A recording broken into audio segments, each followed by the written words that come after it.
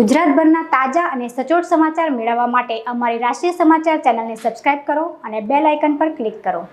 સુરતમાં ભગવાન વિશ્વકર્માની જન્મજયંતિની રંગેચંગે ઉજવણી કરવામાં આવી હતી। પાલ ખાતે આવેલા અટલ આશ્રમમાં ભવ્ય ઉજવણી કરવામાં આવી હતી, જેમાં ભગવાનની પ્રતિમાને કેસરથી સ્નાન કરાવ્યા બાદ શોભાયાત્રા યોજવામાં આવી હતી। ડીજેના તાલે બગીમાં યાત્રા યોજાઈ હતી। અટલ આશ્રમ પારદેશ્વર મહાદેવ વિશ્વકર્મા મંદિરના મહંત બટુકગીરી બાપુના સાનિધ્યમાં આ કાર્યક્રમ ઉજવવામાં આવ્યો હતો। દેવોના શિલ્પી ભગવાન વિશ્વકર્માની જન્મજયંતિ નિમિત્તે એક શોભાયાત્રા રાખવામાં આવી હતી। આ ઉપરાંત ભંડારાનું આયોજન પણ કરવામાં આવ્યું હતું, સાથે જ ભજનનો કાર્યક્રમ પણ રાખવામાં આવ્યો હતો। આપનું નામ? અટલ આશ્રમ વિશ્વકર્મા મંદિર, પારદેશ્વર મહાદેવ મંદિર, અટલ તીર્થ યાત્રાધામ, મહંત શ્રી બટુકગીરીજી મહારાજ, સુરત। આજે વિશ્વકર્મા ભગવાન જન્મજયંતિ ઉપર કઈ રીતના કાર્યક્રમો રાખવામાં આવે? આજે વિશ્વકર્મા જયંતિ નિમિત્તે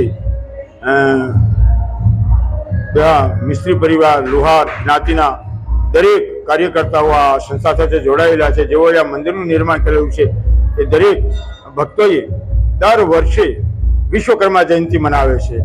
તેમ વિશ્વ નિયંતા વિશ્વકર્મા ભગવાન જે કૈલાસનું પણ સર્જન કર્યું ત્યારે પણ વિશ્વકર્મા ભગવાનના માર્ગદર્શન બનાવવામાં આવેલું છે। આવો આપણે પણ આજે વિશ્વકર્મા જયંતિ નિમિત્તે અટલ આશ્રમમાં ભંડારાનો કાર્યક્રમ છે, 1000 આદમીનું રસોડું છે અને સત્સંગ, ભજન તેમજ દરેકના સન્માનો આ વગેરે વગેરે કાર્યક્રમો છે।